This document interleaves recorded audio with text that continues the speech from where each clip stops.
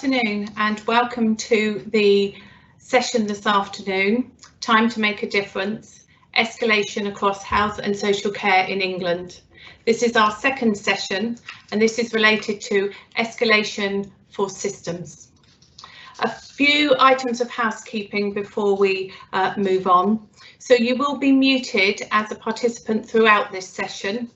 You won't be able to unmute yourself. That's to ensure that all our speakers can be clearly heard by everyone. We do have an opportunity for a question and answer session after each speaker. So if you have any questions, please put those in the chat room and we will, if we have time, put those to the speaker. The session is being recorded, and that, along with the slides, will be available for you after the session.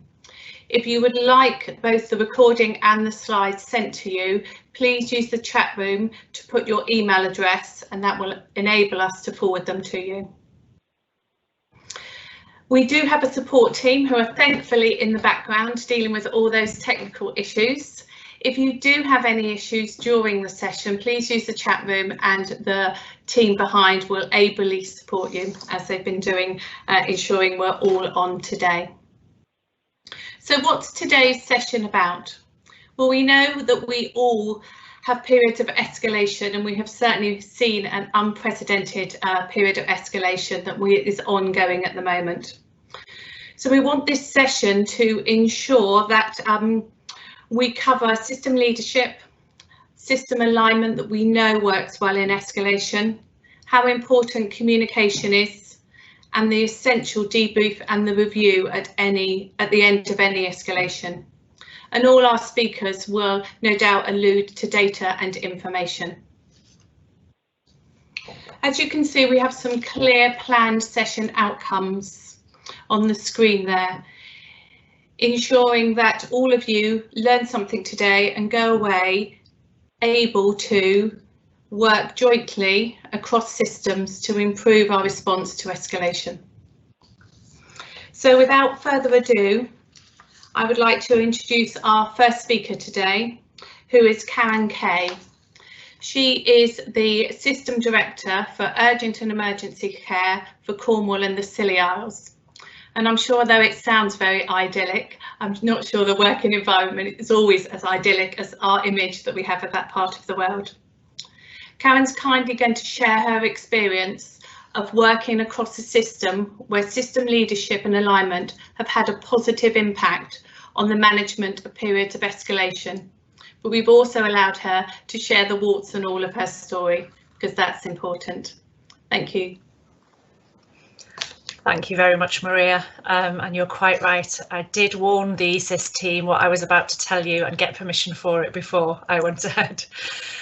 So thanks very much for listening today. The first thing I'm going to start by saying is it isn't perfect in Cornwall. Anybody who looks at our performance against the 4-hour standard and at our delays and our handover delays will know that we've still got significant challenges. And one of the things that I think is important to recognise is when you work in a system, particularly one that's as remote as Cornwall, it is quite easy to lose touch with the way things are done in other parts of the country. And so quite a lot of what we do we consider to be normal for Cornwall. And so it was helpful when the ESIS team pointed out some of the things that are different in Cornwall. So I'm going to try and focus on the things that I'm told are a bit different in Cornwall. And as I say, some of the benefits of those and some of the challenges. Next, please. So we've got a really clear set of priorities around what our escalation plan is supposed to be achieving.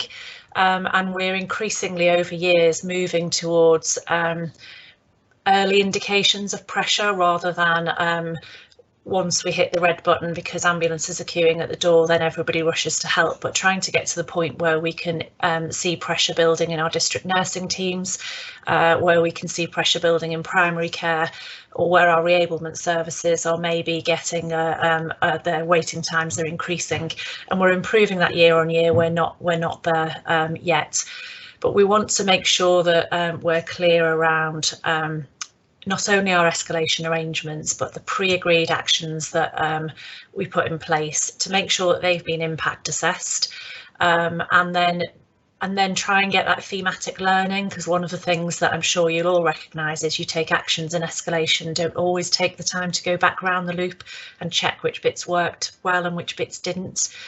The other thing that we're moving to now is trying to get ownership out into our local areas. So we've got 3 integrated care areas around Cornwall, which is particularly important in rural areas because the characteristics and the pressures they have to deal with can be really different in the 3 areas. Next, please. So we've got a set of principles which I won't talk through in detail, but some of those are around resolving pressures in local communities, and that's something that's developed during COVID, particularly because our strategy around COVID management was to increase our capacity in community settings, not just in acute settings, which was the national direction. And so that goal basically drives everything we do in the development of our escalation framework, and we're tackling some of the challenges about some of the community-based data not being as readily available as the acute data is. There's also something behavioural around getting people to understand that escalation isn't a bad thing, but we did agree as one of our principles that we weren't going to talk about escalation, and so we haven't quite got the other word yet, but we're talking about predicting pressure, preempting, intervening, calling for help, those sorts of questions, because escalation has got negative connotations and makes people feel like they have failed to deal with something themselves, and they now have to escalate. There is a real commitment to parity and understanding across the whole system and understanding different people's cultures, and I'll talk a little bit about how my role plays into that. And also we've recognised that whenever we try and do something or take a different action in escalation, the lag between doing something and it having an impact can be as much as 48 hours. So again, we're trying to get 48 hours ahead. Next, please. We've got a dashboard that we've set up, which we're in the process of refining it. And again, one of the principles is this is available to everybody across our service. It starts in terms of our pathway with our 111 out of hours service. We look at ED in this dashboard, our minor injury units, SWOST, we look at admissions, inpatient flow, discharges out. And as I say, we will be further developing it. We've set operational standards, so what does good look like, and our escalation framework is based on deviation from those standards. We deliberately haven't set standards that are achievable, we've set standards that are the right thing to do. And so, for example, we had a real debate when we were setting the standards for ambulance handover delays about how unrealistic it was to set 0 as our standard. But again, in terms of culture, we said, actually, so what's the alternative? We say it's OK for 10 people to be held in the back of an ambulance while we're coming in, and we're not going to react at that point. So we have set some really challenging standards, and we expect to be in Opal 2 or Opal 3 quite a lot of the time, because we didn't want to dumb down the level of expectation we have for the people in Cornwall. Next, please. So, as I say, I have sought advice from our ESIST colleagues about what are some of the things that are a bit different in Cornwall, so I can focus on those things. I think it's fair to say that the whole system owns the 4-hour standard and flow. It isn't an acute problem, to the point where I challenge when people say, oh, we've done X to help the hospital out. And I'll go back and say, no, you haven't done it to help the hospital out. You've done it to make sure that people in Cornwall can get access to the care they need. And that feels really pedantic sometimes, but it's really important in terms of setting the culture, particularly out in community services when people are really busy and they say, well, why should we stop doing what we're doing to help the hospital? Because one of your patients or one of your friends or one of your family members might be in the next ambulance that turns up and can't get admitted. We've got a focus on the pre and post acute, not just the acute, and that's quite hard because all of the national direction and all of the national changes are all focused on what's going on in the acute. We have calls every day, and again, I had forgotten that this is not in place everywhere. So whether we're in escalation or we're not, we have an 11:30 call every morning. 364 days of the year. Actually, we give them a day off at Christmas, and the operational teams get together, discuss what are the issues to be dealt with that day, open and transparent sharing of risks, even if people are managing them or if they're outstanding, discussions about mutual aid, and down to patient level discussions if necessary about particular delays, for example. One of the different characteristics, having worked in 2 or 3 different systems, is we have quite early senior involvement, and that has got benefits and risks, which I'll come on to in a little while. So our chief officers get involved in our escalation, and I know that that doesn't happen in a lot of systems. And again, that culture of it's a good thing to raise the red flag, and to identify risks and to bring people in early and to resolve them before things get worse. And again, I get people giving us feedback about it's quite difficult in your system, Karen, isn't it? And it's a lot easier in other systems. But again, that objective challenge to make sure that we resolve issues and don't leave them alone until they're resolved. And just an illustration there of the types of people who are involved at each levels. Next, please. One of the things that's really important is that really passionate and compelling narrative. So our objective in escalation is maintaining safety standards and people's experience of care. That's 24/7, and it's even in winter, and there's no excuse for saying, well, it's busy, or it's winter, or it's summer, or whatever it is, or it's overnight and it's always like this overnight. Setting that real high expectation, and all of the dialogue being around, what are we going to do about patients in the back of ambulances? What are we going to do about the fact that there are long waits for home care? And it breeds a different type of behaviour. It works well in Cornwall. We do use data routinely, not as well as we could. And we've got some really good examples of mutual aid. So if a care home, for example, is at risk of admitting people because they've got staffing problems, we'll send staff from the acute hospital or community hospital out to the care home. We've got doctors from our 111 and out of hours service will go and provide mutual aid to our community services provider if they think they might have to close a minor injury unit because of lack of doctor cover. And that's built up over the last 12 to 24 months. I've also observed that our response times are different, and we set probably what people might consider to be quite unreasonable expectations. So when people are asked to do something, it's usually measured in hours and not days. And the other thing is we will rapidly try the unthinkable and fail and try again. And there's a lot of courage around in our system in terms of just trying something that it might not work, but we'll try it again.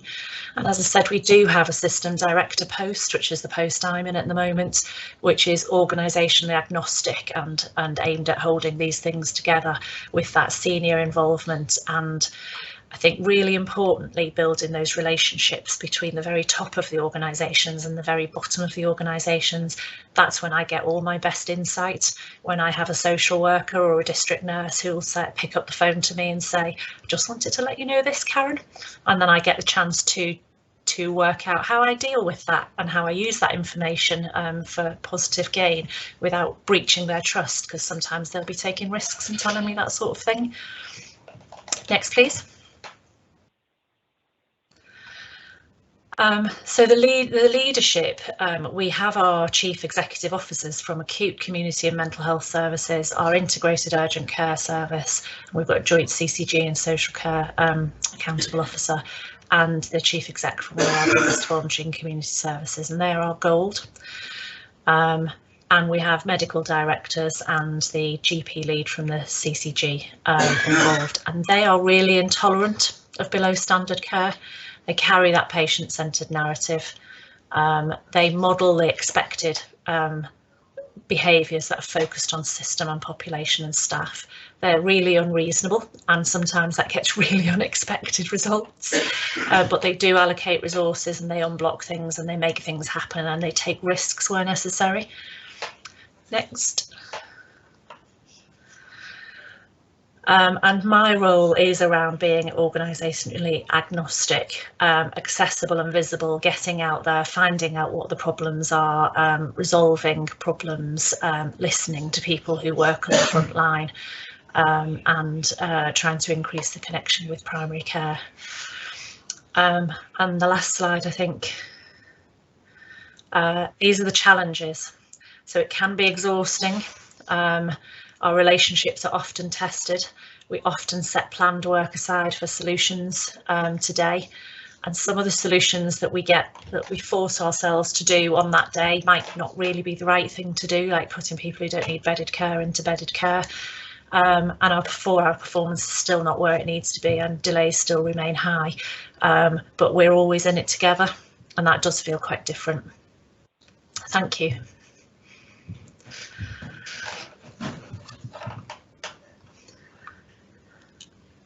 I'm not going to talk about those slides because of time, but people are going to have a look at them when they get the slides sent out to them.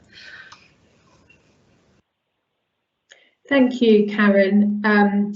We're just going to go to the questions now, if that's okay. So there's just been a couple of questions. The first one is somebody's just commented that they're really interested in your early warning system and community data, and whether or not you can just describe that a little bit more, please. I can. It's still a work in progress, but we've got a really good dashboard that's been developed during our COVID pandemic, actually, and that's been accelerated. And we had Newton Europe working with us during the first part of that. So we've got a dashboard which gives us demand and capacity in district nursing, for example, that shows us we've created a single electronic referral form into our 3 integrated care areas, rather than having different referrals going into all of the different community-based teams. And that single thing, having that single referral form through an electronic system, has allowed us to now get a much better understanding of demand into those services. And it works not just from the hospitals into the community teams, but also from the wider community. So the GPs also use that form, and that's now generating demand and capacity information for us, which is allowing us to start to build escalation triggers based on that, which we could never do before.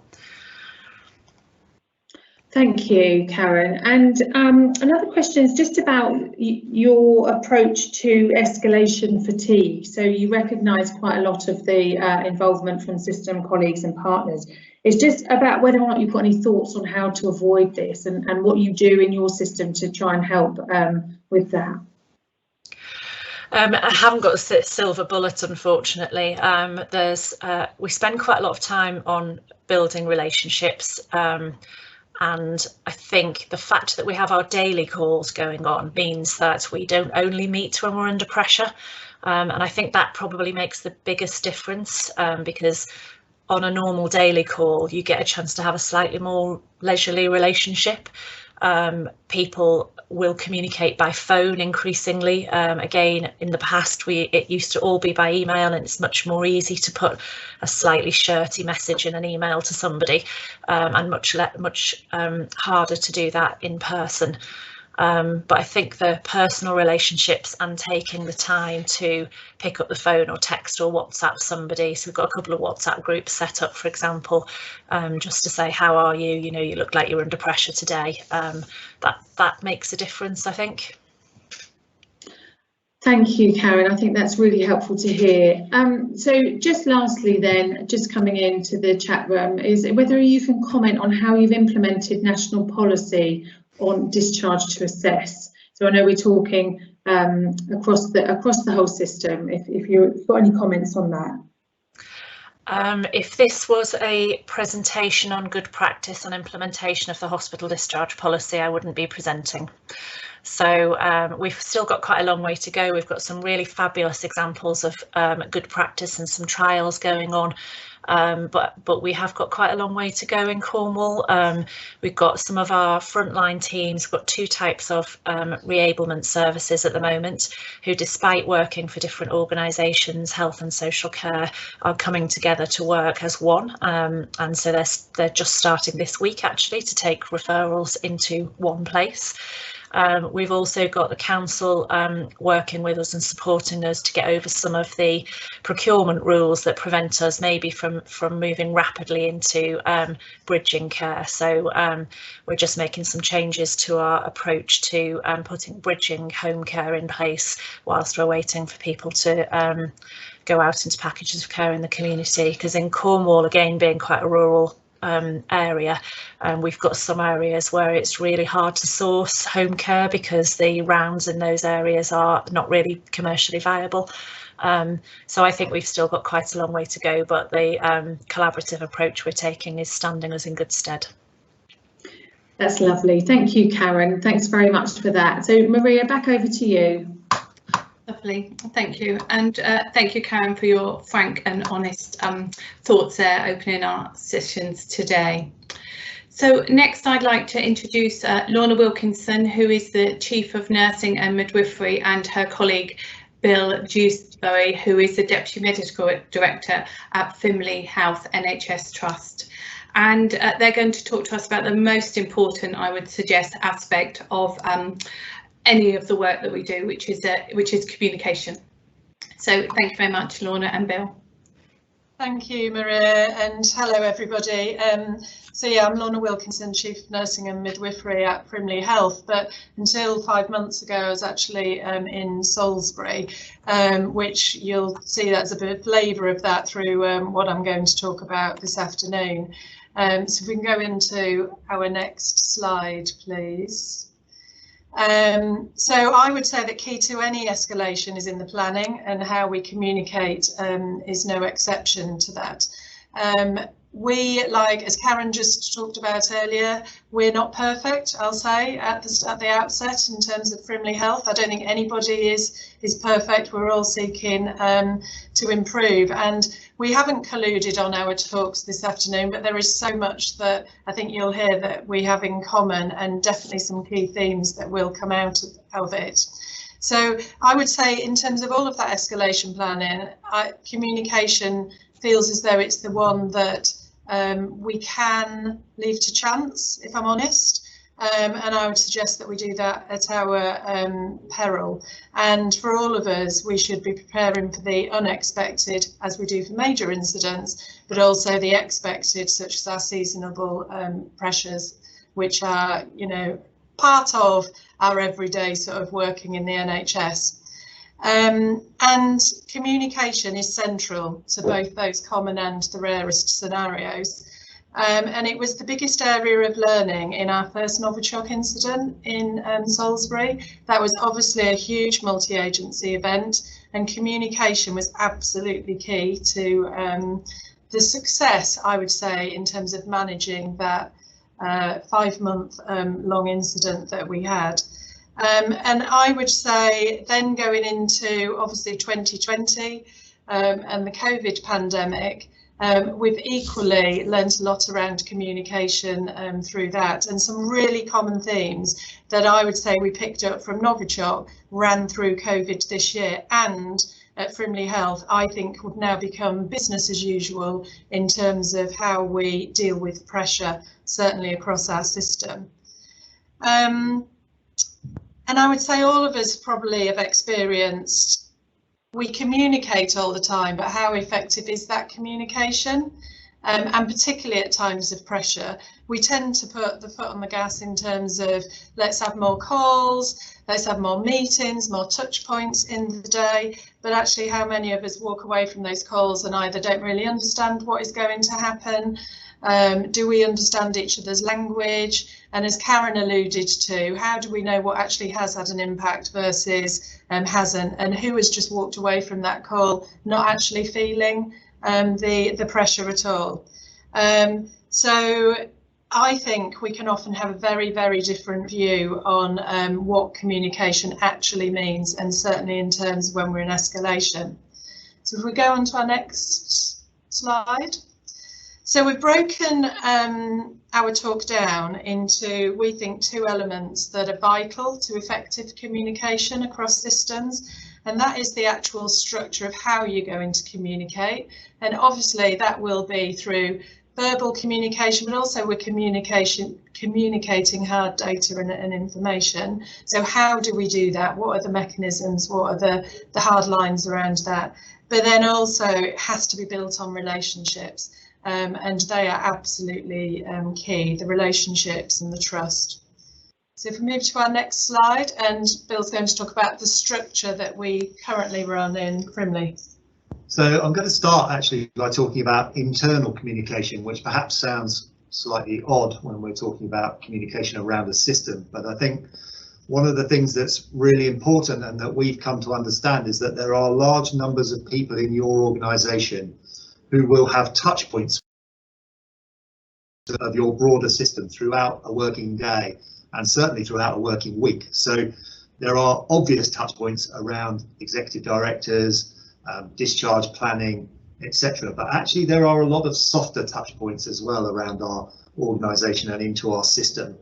And one of the things that we've put in place since COVID actually, and the real introduction of Teams into the NHS lexicon, is something called, we call it the daily TOC call, which will mean nothing to any of you, but is the TOC is the Trust Operations Centre, so it's sort of the gold command of the trust. And at 8:30 every morning we have a Teams call with about usually between 70 and 80 of our top leaders in the trust. It's a 15-minute call, it's a structured call, but what it does is it allows everybody in the organisation to understand what's happening in the organisation at that point in time and for the day and maybe a few days going forward.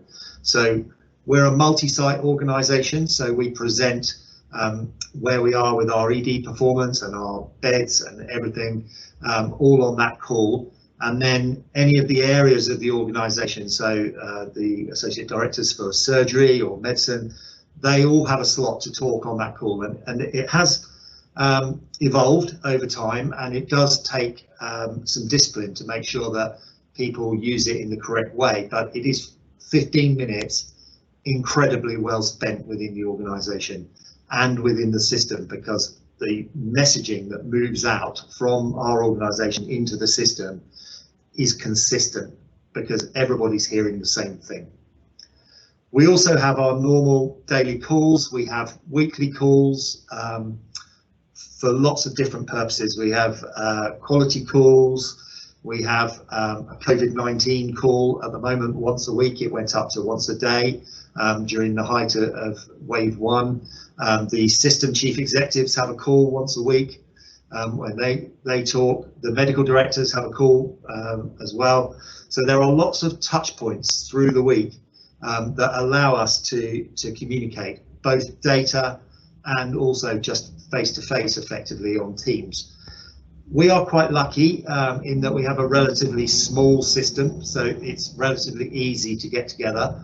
I think we're also quite lucky. Lorna is a newcomer to Frimley Health and to the system, but we have a really relatively stable group of leaders within the organisations in the system and the system itself and our organisation. So actually we have had time and we have spent time building those relationships between ourselves. So now it's not unusual for system leaders to be in contact several times a day by Teams call. It could be a text or WhatsApp. But actually the Teams call makes it a little bit easier because it's almost a face-to-face meeting. So it does do away with some of those sharp edges that you sometimes see on emails and other forms of electronic communication. So I think that's been incredibly helpful to us as well. But we have spent a lot of time building our relationships and helping each other through difficulties, because I think when you spend time and you help someone for what might be a relatively small problem at the time or feel like a small problem at the time, when you have a real genuine large problem, that pays back in spades, and so we can't emphasize that enough, I don't think. Next slide, please. So we've talked a little bit, I've talked a little bit already about the building of the relationships. It really truly does require an investment of time, and sometimes that's very difficult, particularly when you're under great pressure. from unexpected things like COVID-19. But I would say when things settle down, when you have those quieter periods, if you can spend some of that time building relationships with other people in your system, you will reap the benefit in spades. We all own it, so every single member of the system owns the problem. And I heard the last speaker talking about the fact that, you know, it's not necessarily an acute problem, it's a system problem. And I think we've really moved to that. I think Lorna would agree with that. We talk a common language, we use common data, we're prepared to share both ways, from the system and into the organisation, and from the organisation into the system.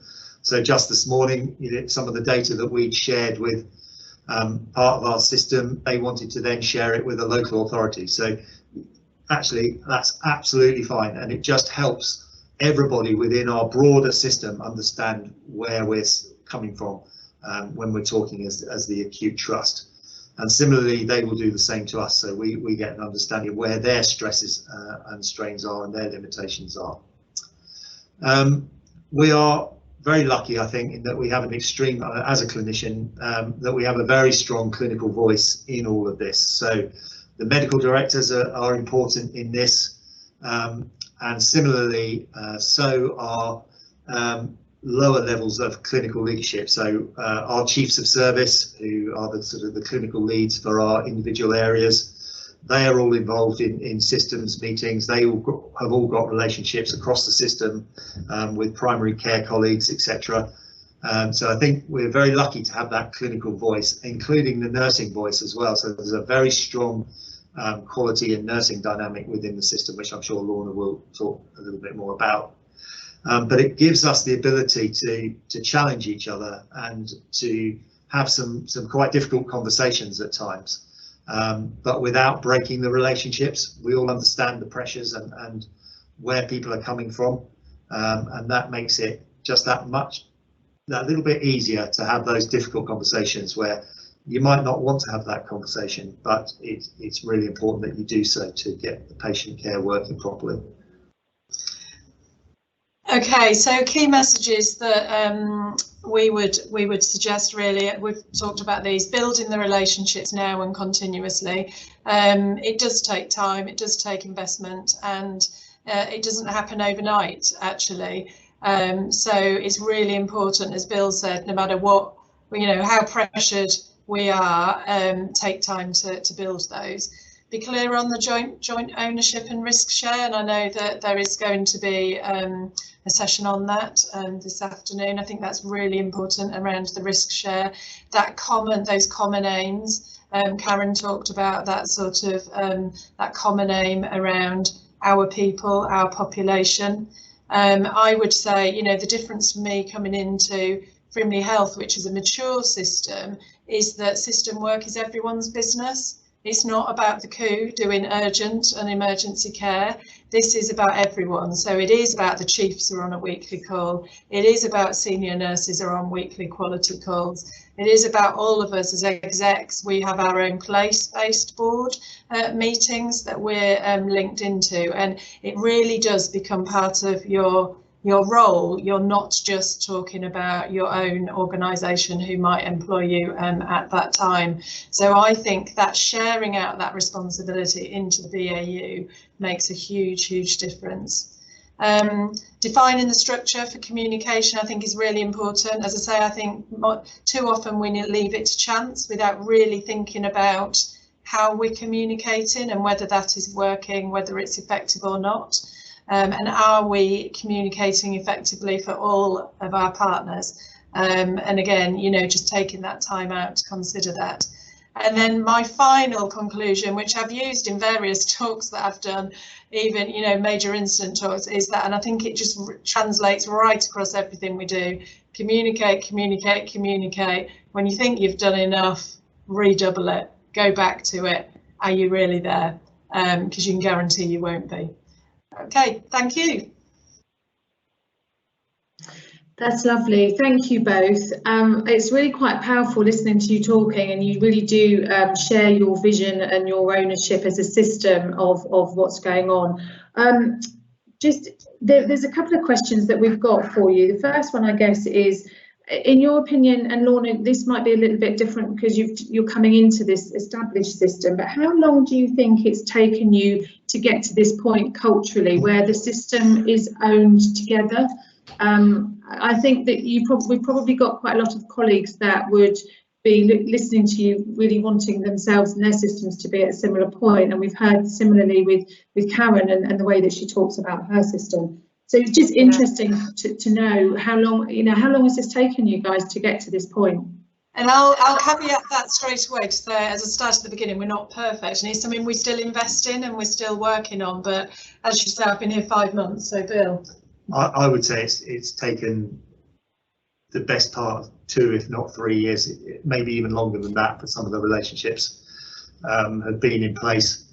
I think it really does take time, and if you have high turnover of senior members of your system, I think that is very difficult, because you have to learn to trust each other.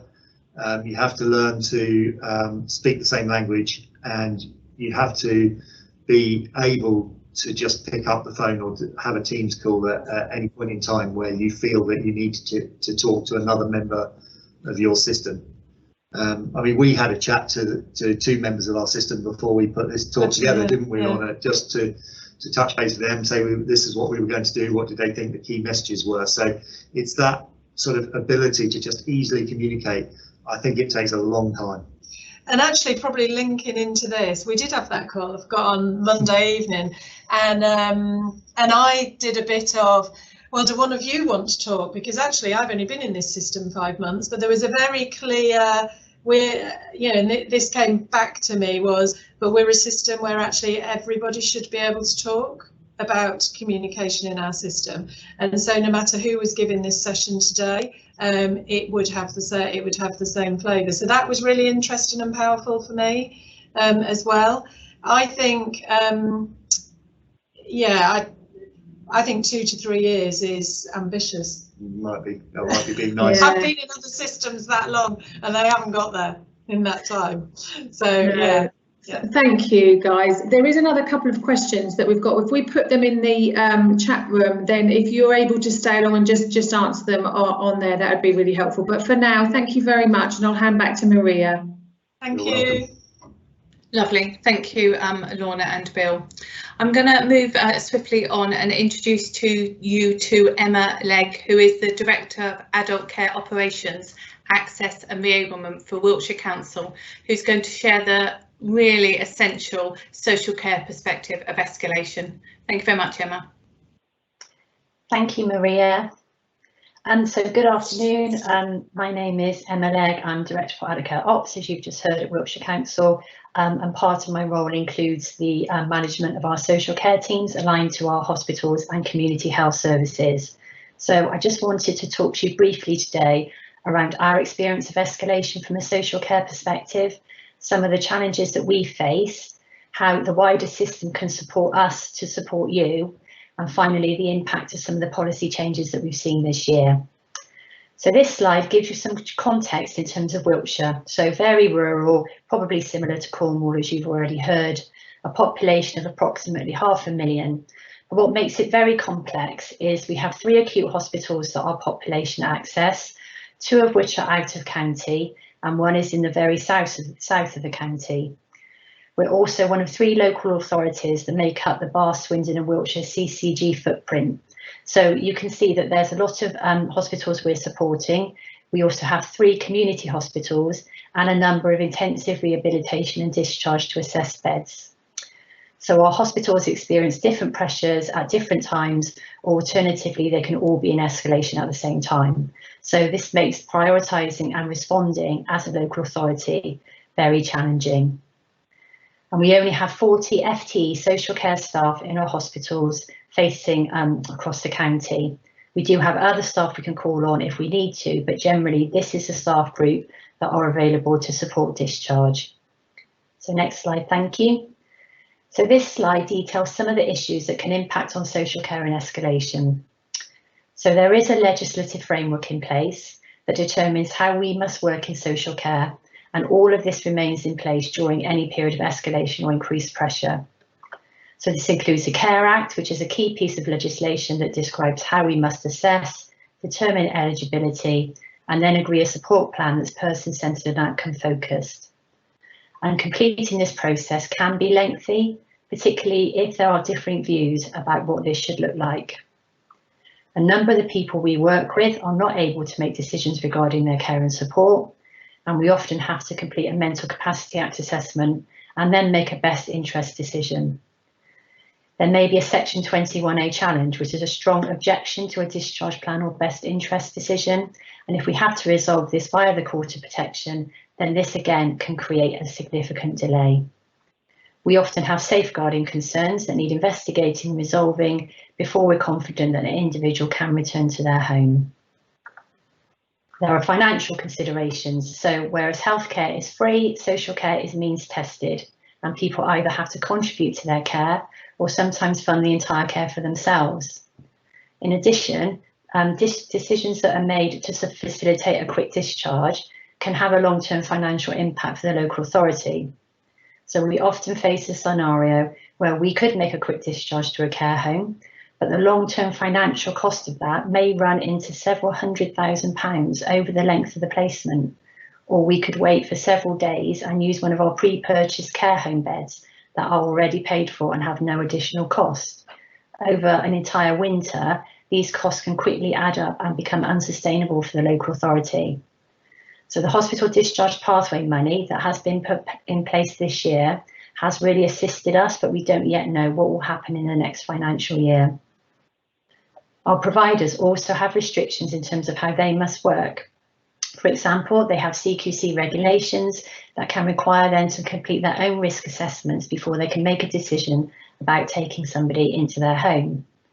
So their ability to support a rapid move can depend on factors such as staffing, the complexity of their current residence, and whether somebody would be a good fit in their home, which means that although there may be a vacant bed, it can't easily or quickly be filled.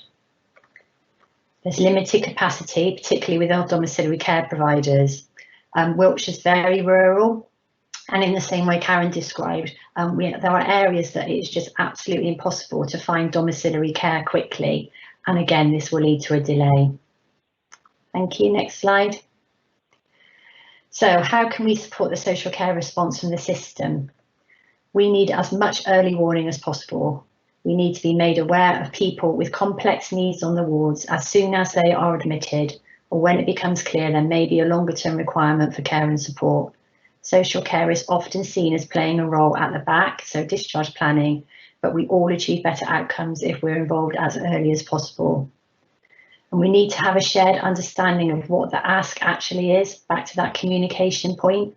So one example is the plus 21 day length of stay list. We seem to talk about that list and those people a lot. But in social care, we can only focus on those people that we know and we've been made aware of.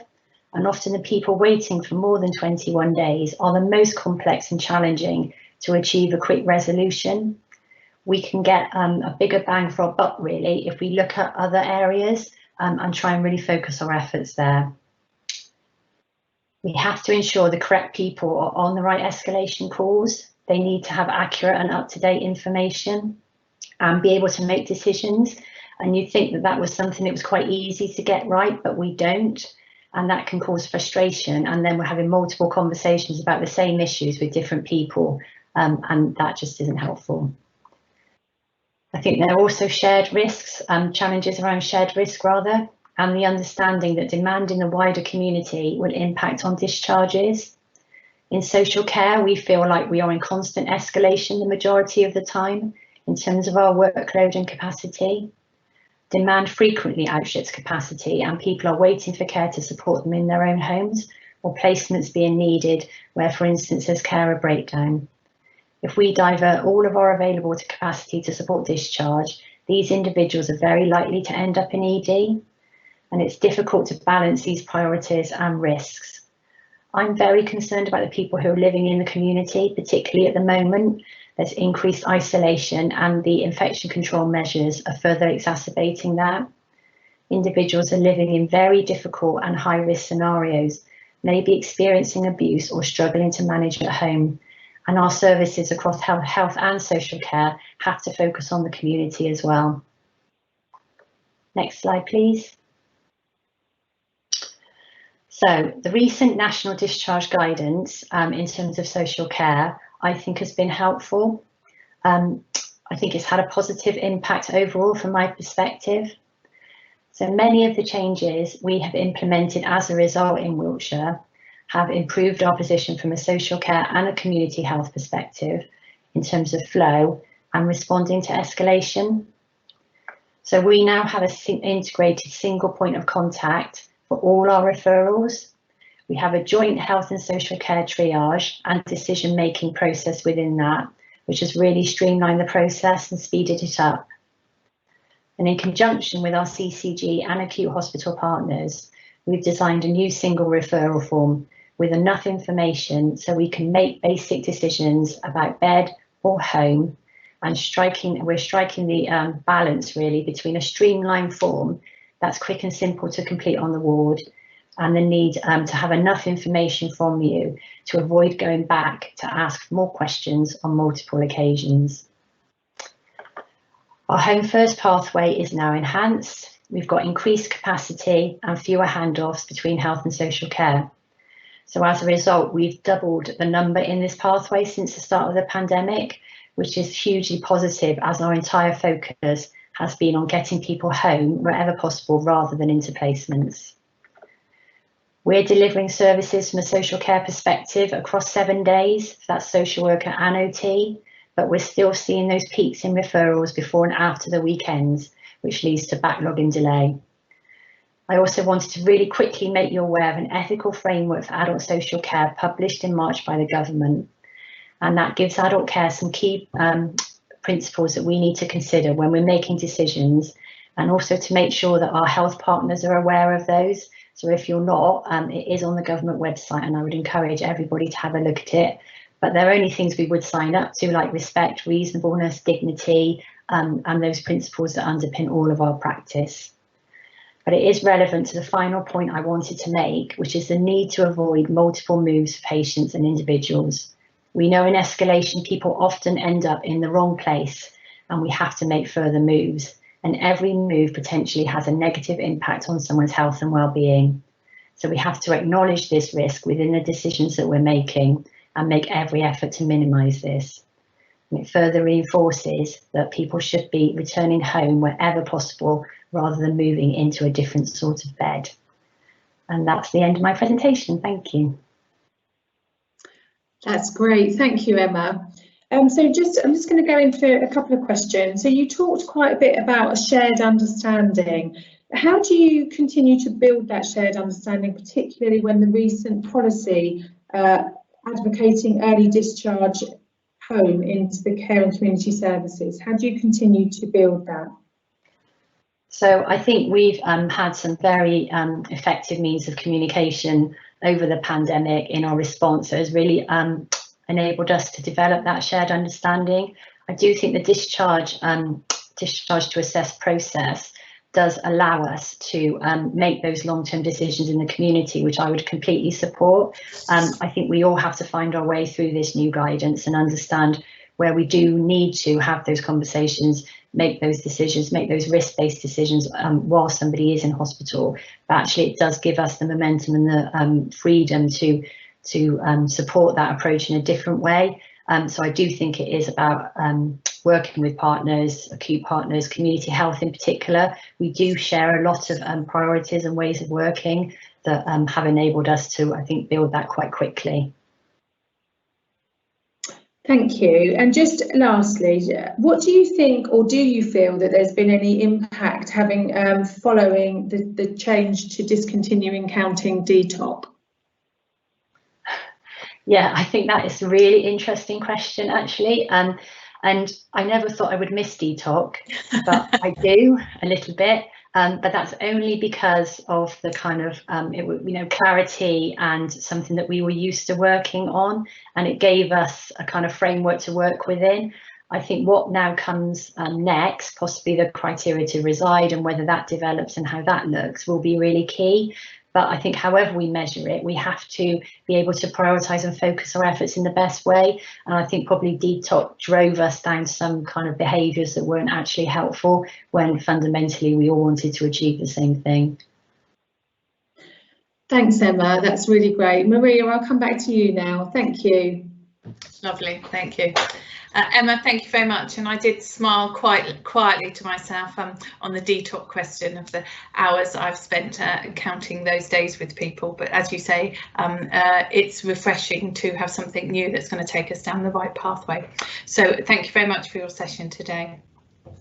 So I would like to introduce Andy next, who is from the National EPRR team, who's going to talk us through one of the really important parts of the escalation process, and something that we absolutely don't always give as much time and attention and thought to, which is about the importance of debrief and learning. And I think once we've heard Andy's session, it will lead us down a pathway that ensures that we give it the attention it needs in the future.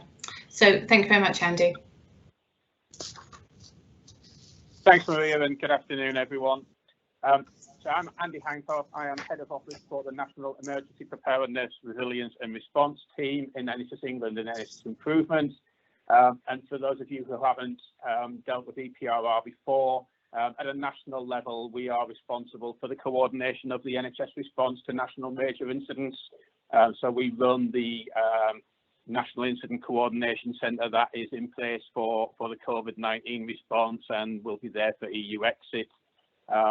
We also respond to incidents of national significance, and Lorna mentioned the Novichok incidents in Salisbury and Amesbury. Similarly, the terrorist attacks that have occurred, Westminster Bridge, London Bridge and Manchester, and then other incidents of national significance, such as Ebola, all come through this team. Issues that are escalated through the regional EPRR teams in NHS England, NHS Improvement, would also be escalated through ourselves as well.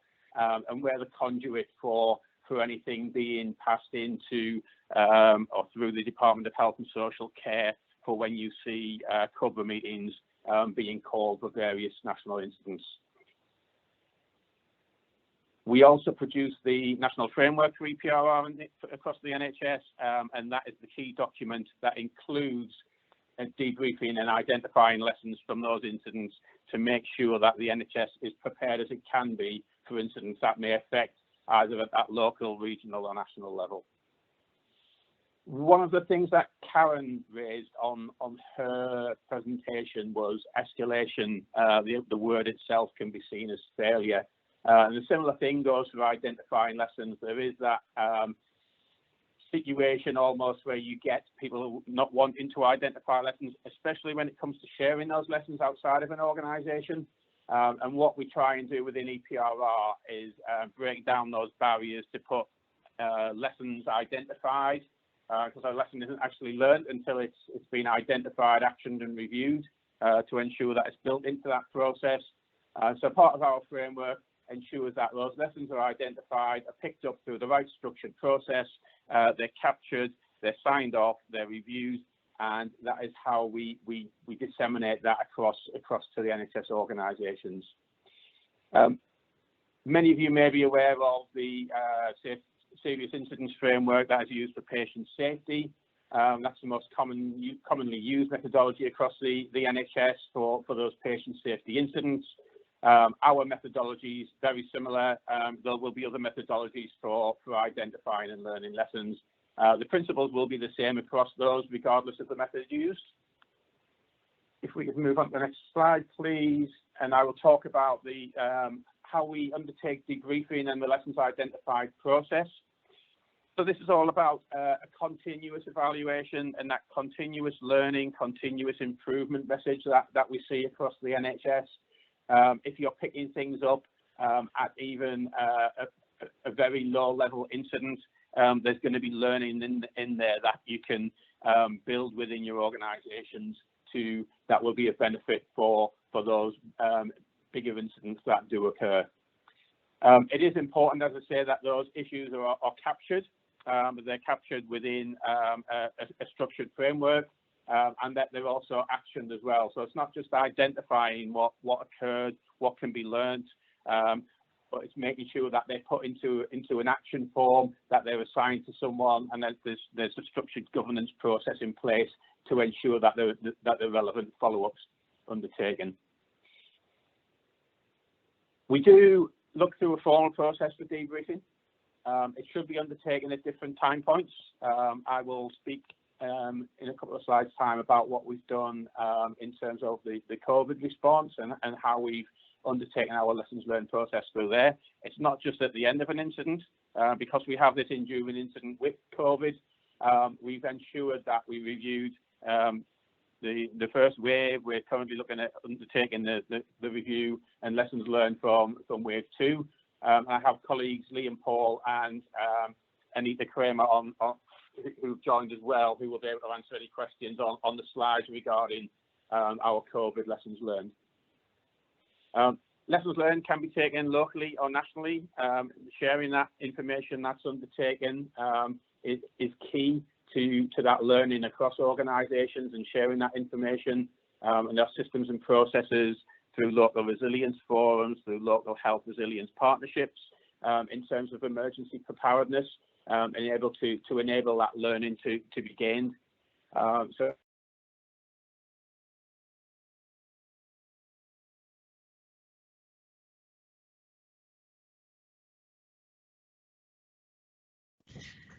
Andy is calling in from his phone, so I wonder whether we have just temporarily lost him.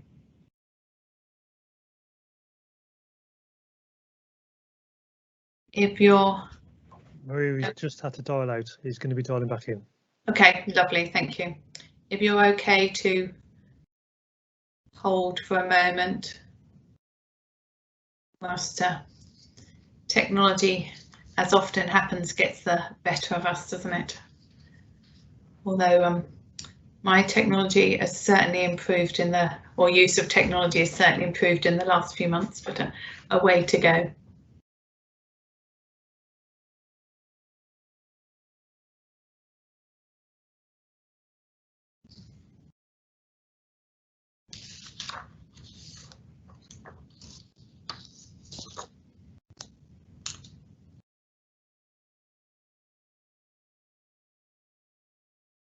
So we are just going to dial him back in again, Maria. Okay, lovely, thank you.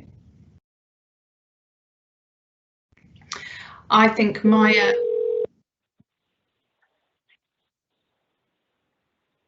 Hello.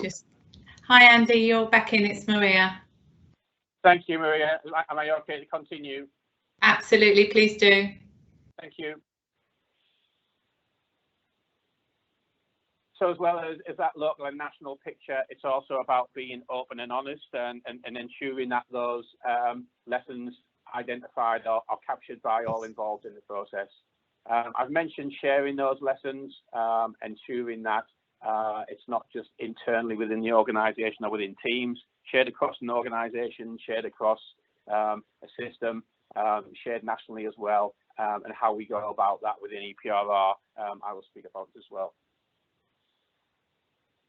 Moving on to the next slide, and just a breakdown of what we use in EPRR for debriefing. You may have heard of hot debriefs, especially those of you who've worked in an ED environment. So when an incident occurs, a hot debrief is about undertaking the there and then. It's about that immediate debriefing of who was involved in something that's occurred. A lot of it is around making sure that those who've been involved are okay, but it's also about capturing those immediate issues that need to be addressed. There may be health and safety issues, there may be process issues that need to be identified. From our perspective, if we're running an incident coordination centre, we identify something that occurs, we would need to ensure that that system is implemented almost immediately should we have a follow-up incident to address. It's also about making sure that support's available where required. Incidents can affect people in different ways, especially when you're looking from an EPRR perspective or on the front line. People have different responses as to how they personally deal with issues that have arisen through an incident. Then we move into what's known as either a cold or a structured debrief or organisational debrief. It may have been, you may have heard it referred to in the past. That should generally take place 2 weeks after an incident has occurred, or up to a month. That lets the dust settle from an incident, especially when you're looking in an EPRR environment. It allows people to reflect on what they did, how they involved. It just gives them that thinking space to what needs to be reviewed, what worked well, what do we need to have a look into in more detail, and what needs to be reviewed. And then when you move into a structured debrief, there's a process involved that brings all of the parties together. And for those of you who have been involved in the serious incidents frameworks or after action reviews, this will be a similar experience for what occurs there. So if you have an EPRR response, you will recognise some of these aspects. So in terms of a structured debrief, we look at our plans. What was expected to happen within the plans? Was our plan right? What actually occurred? What's the difference? Where are the gaps? We look at what went well, what didn't go so well, what can we do differently, and then what needs to change. Key to all that is ensuring that we've got open discussion to review those processes. It's not about those individuals or the team performance. It's not about the criticism. It's about reviewing the processes that are in place. Because through our incident responses, all people are doing is following processes that have been written into our plans.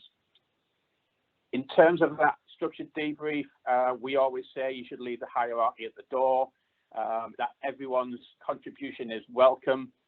Nobody has a higher say within that structured debriefing process than anyone else. It doesn't matter what band you are, where you are within the organisation, whether you're in the team that was involved or primarily in the incident or outside of that. Everyone has an equal stake in identifying what those initial issues were and the lessons that are identified. We're very aware that people will have a different truth. People see things from a different lens, even in the same room. So if you've got an incident coordination centre, we have people who see things differently because of the roles that they're undertaking, because of their business as usual roles, because of what they're contributing, and what element they're responsible for within the incident response as well. And the key thing that we always remind people is that we don't make any assumptions as to how the incident should have been responded to. It's factual based on how that incident occurred, what the facts were, and we frame everything around that. Once that organisational review has taken place, especially from an EPRR perspective, there can be that multi-agency debrief. Within that organisational debrief, you will want to identify things that you want to take across to the multi-agency. So if it's not just a single organisation response, there may be issues, especially as Lorna said, it's about communication. Communication interagency is one of the biggest things that comes up in EPRR incident debriefs. Still to this day, I think going back to the King's Cross fire in the 80s, communications was identified then, and when you look through any incident debrief report now, you will see it's still a common theme. Once that multi-agency debrief has taken place, it may just be across 2 agencies, it may be across a local resilience forum or a local health resilience partnership or a system. There should be a post-incident report produced that should contain the facts about the incident, how it was responded to, what the action plan is, what the governance structure is for ensuring that the lessons that were identified start to turn into lessons that have been learned, and how they will be reviewed. There should be regular review takes place of those actions, so there should be someone identified to ensure that there's an overarching system and governance in place for identifying and that those actions have been reviewed, especially when it's multi-agency.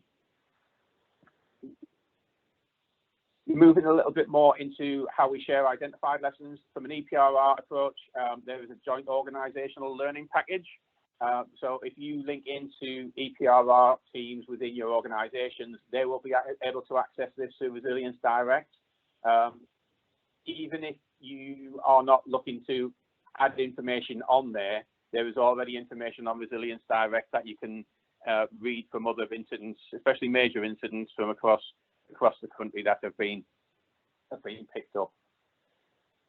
If we move on to the 5th slide, just want to pick up a few final points about the COVID-19 response, and these are the themes that we have addressed from our Wave 1 response. As I mentioned, we're moving into Wave 2 shortly. We've looked at the front line and how we've been able to support that. So we've got learning on care for COVID patients, things like the PPE and infection prevention guidance around that.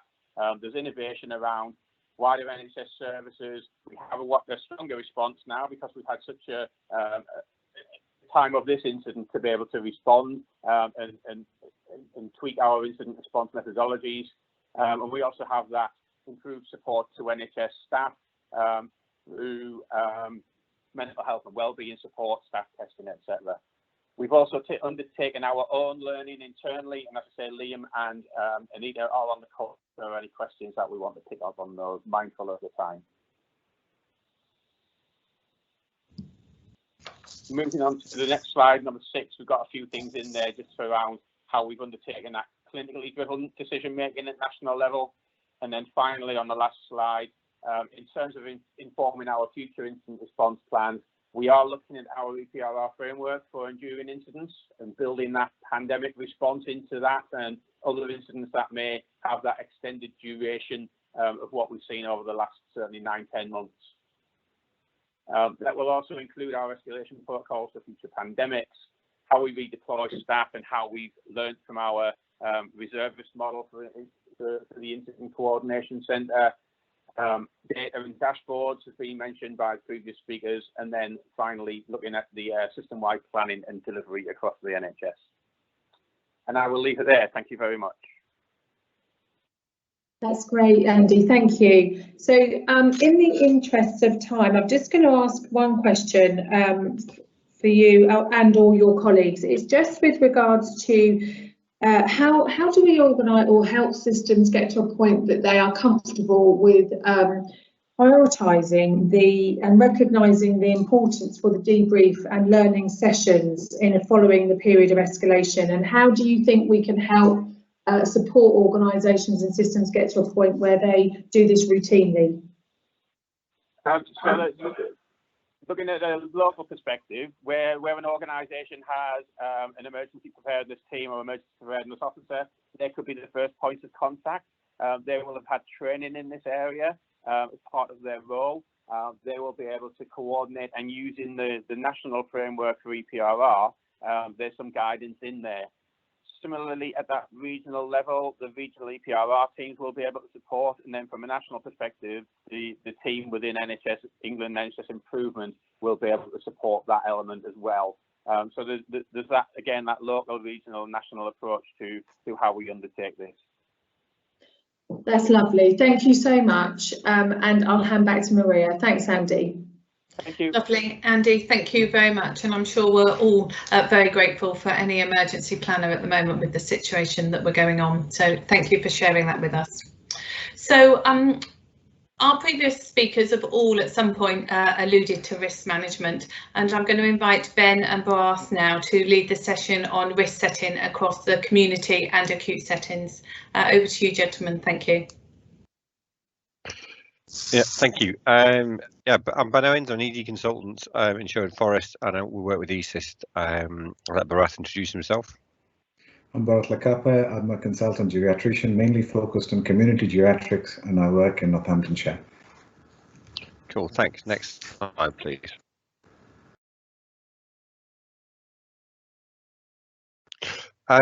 This is the slide. It's a bit of a joke with a serious point in that the risk here, we often hear clinicians and staff and systems talk about risk in their organisation and risk sitting with them, and actually ultimately this risk sits with the patient. And this is how we do it. And this is sort of a slide with a serious point is that, yeah, the only way to reduce to not have any risk of falling, for example, which hospitals can sometimes be assessed with, is they never walk again, which carries huge risk and reduced life expectancy. So none of us want to live our lives like that. So I suppose it's just that thing, we can't eliminate risk. It's about balancing risk, and when we're in crisis, it's about how the risk of doing something which we're often all scared of, versus actually when we don't do something, when we don't take an action, that also has a significant risk, and sometimes we have to balance that off, and what we do will vary depending on the situation that we're in. Next slide, please. Why does this matter? Well, crowding, when the system falls apart, it causes two big risks. It causes crowding in emergency departments, and sometimes delayed in ambulances, which really means people sit at home waiting for ambulances, and they're probably the most vulnerable people in the whole system. Crowding in EDs is harmful. It's always been there. It's a measure of the system function. It's the only place that has no limits on how many people are in it. Everywhere else usually has numbers of staff to patient ratios, and COVID just makes this worse. We see ambulances held outside EDs.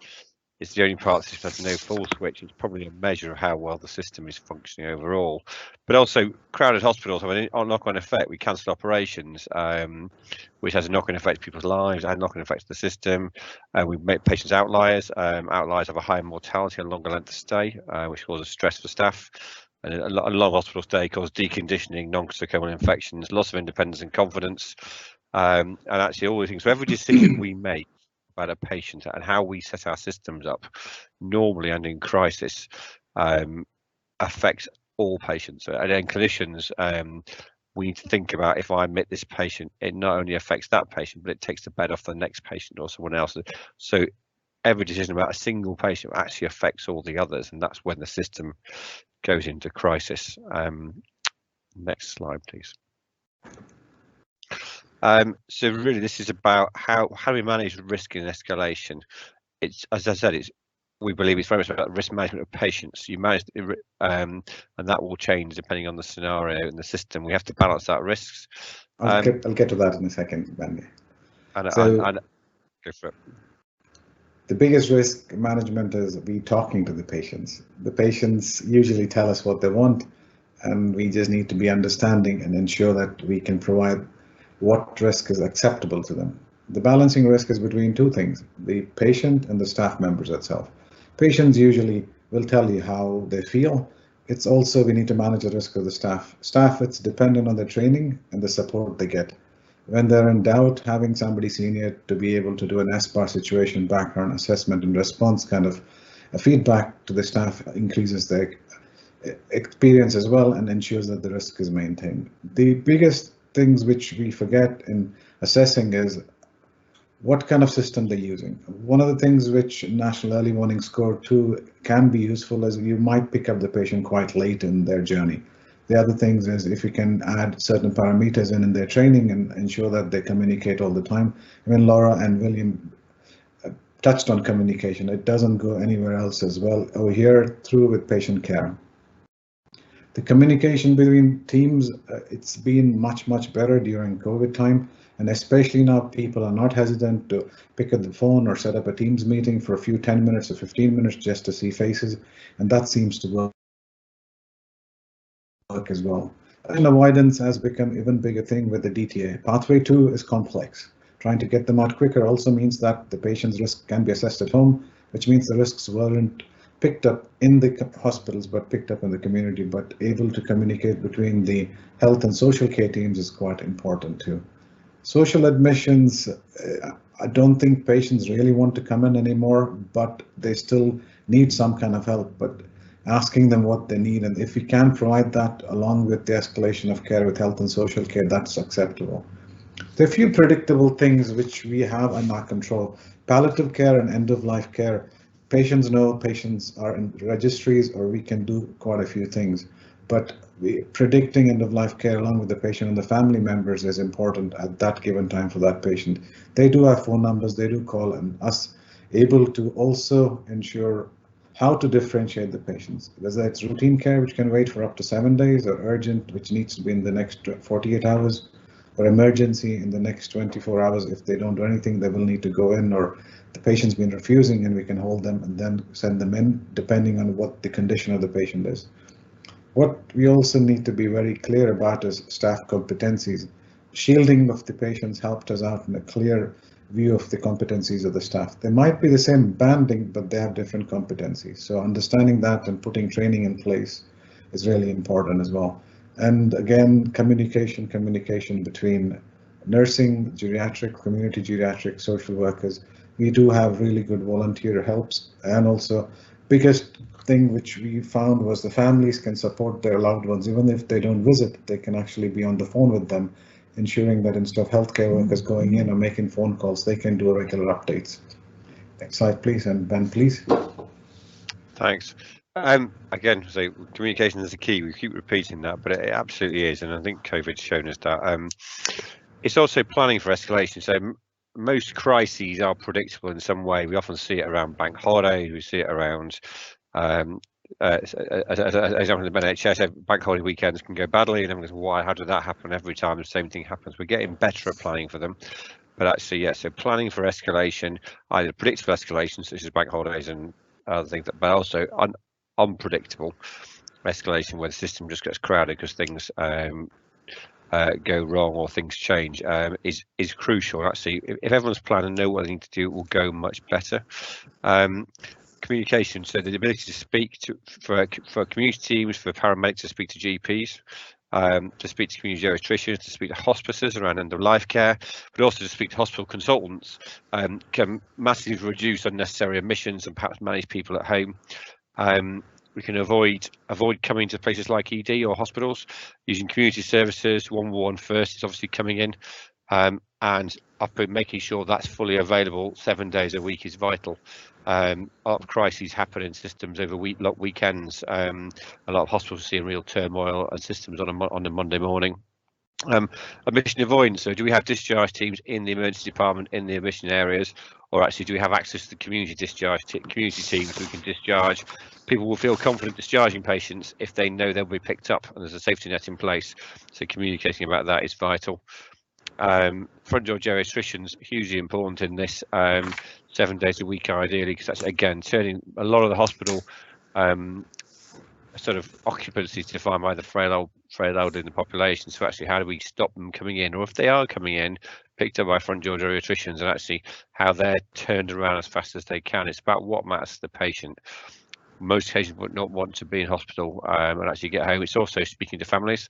Families sometimes think, well, they'll be safer in hospital. Actually having that straight conversation about deconditioning, the risk of admission, and doing that always to avoid escalation. When you're in escalation, you have really frank conversations in the front door. Obviously, 7-day working across the system, be that primary care, social care. We often tip over on weekends because there's less cover. Sickness happens 7 days a week. We have to do that, and discharge services as well. As a lot of hospital discharges disappear over weekends. Actually, well, discharge service has to be there, and clinical cover has to be there as well. So every speciality should have representation in the weekend. In most hospitals, for looking at discharging the sick people, again to keep flow going, to stop the system going into crisis. Next slide, please. And what can be done about individual patients? Well, end of life planning and support. Most patients with a life-limiting illness, be that heart failure, be that cancer, be that COPD, should have a plan in place. People in care homes should have senior cares and discussions about it. The mortality going to a care home is 100% ultimately. So actually, we should have that in place. And actually, if we have that in place, we need to get sick people who need to come to hospital need to come. Those that are not sick should not come, and especially if you're dying a dignified death in somewhere you're comfortable with a plan in place is far better. We know this is going to happen in care homes and for other conditions, and having those conversations up front. And if they haven't been had, they can be had in the community on the day. They don't have to be sent in because someone's not had a conversation. We can have those conversations there and then. Making sure medication is available for end of life in the community and care homes. Make sure there's senior decision support on weekends and out of hours for these decisions. You can ring up an ED, have a conversation. Will you do anything with this patient? No. Then don't bring them. From in terms of discharge planning, well, we can pre-purchase care home beds for discharges. We know difficult times of year like Christmas, we must actually try and purchase capacity planning, discharge to assess, keep that going. And don't keep people in hospital or admit them in case something happens. It might go wrong, or anything might go wrong. It's about the risk of that and talking to the patient about that. And embrace the risk. Ask the patient what they want. Ask what they're worried about. Ask what they're scared about, and be honest about the risk of staying in and going home. And actually how you could manage at home, particularly with support of relatives. Other thing we can use to keep people at home, we're not admitting, but also or discharging people in these virtual wards. And these have been proven to work. They're not set up in many places, but setting things like that up will avoid crisis situations and escalation. But actually, the other thing it will do is it will,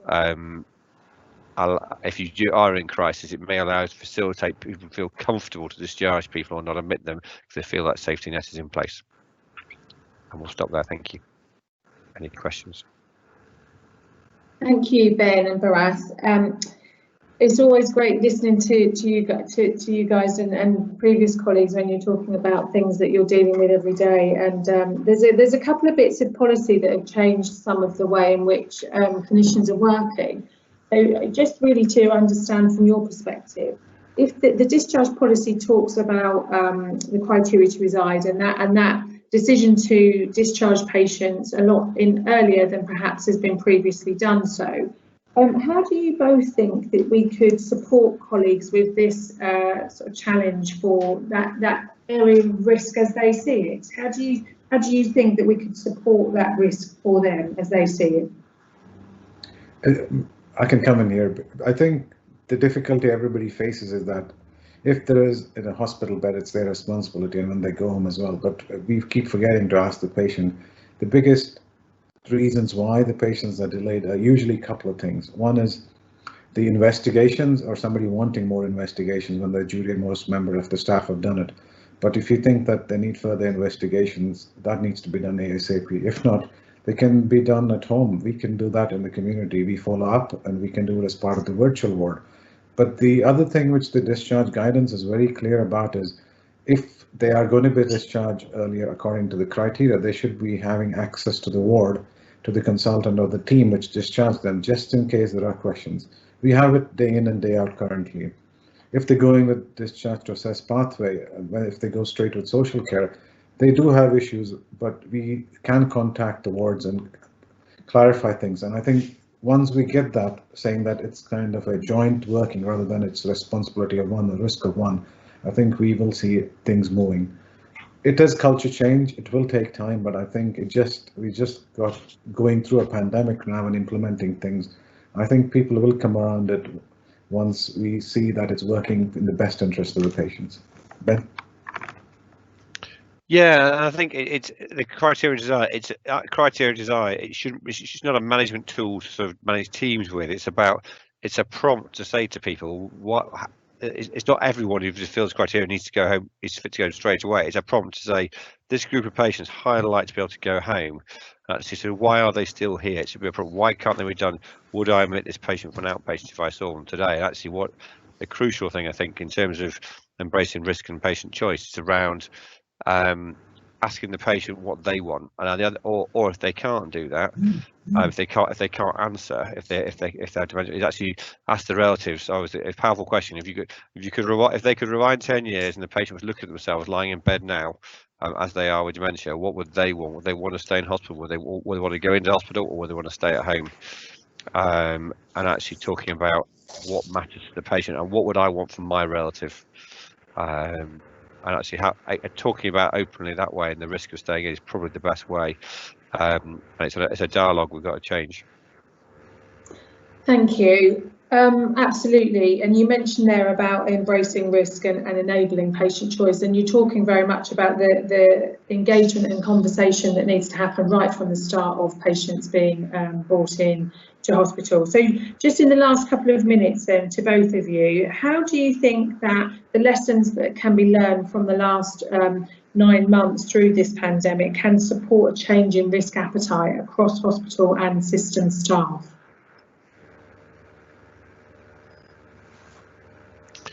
Do you want to go, Bharat, or shall I? Yeah, go ahead, Beth. I'll go. Cool, thank you.